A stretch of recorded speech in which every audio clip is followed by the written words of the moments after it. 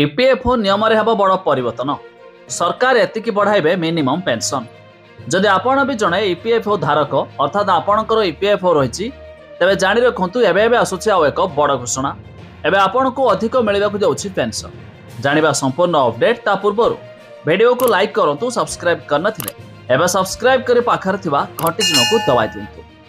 सरकारी भविष्य निधि पांठी संगठन अर्थात ईपीएफओ सर्वोच्च निष्पत्ति ग्रहणकारी संस्था केंद्रीय ट्रस्टी बोर्ड अर्थात सीबीडीटी अक्टोबर 10 एवं 11 तारिख में बेंगलुरु बैठक करने को जाउछि। रिपोर्ट अनुसार बैठक में सर्वनिम्न पेंशन परिमाण 1000 रु 2500 को वृद्धि करने को प्रस्ताव पर आलोचना होबार संभावना रही।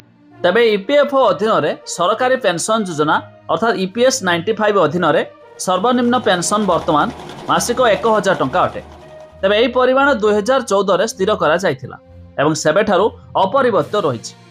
विभिन्न कर्मचारी संगठन दीर्घ दिन धरी दाबी करि आसुछन्ति जे वर्तमान मुद्रास्फीति को दृष्टि रखी 1000 परिमाण बहुत कम।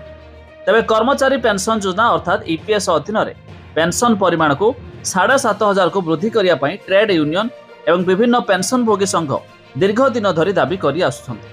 तथापि रिपोर्ट गुड़िक सूचित करुछे जे सीबीडीटी पेंशन को 7.5 गुण वृद्धि करिबो नाही बरम एहाको 2500 को वृद्धि करने विषय में विचार करें। तेज यह बैठक एक प्रमुख एजेंडा होउछि ईपीएफओ 3.0 प्रकल्प। तेज ईपीएफओ 3.0 अधीन संपूर्ण संगठन संपूर्ण डिजिटल एवं कागज विहीन होगा योजना कराउछि।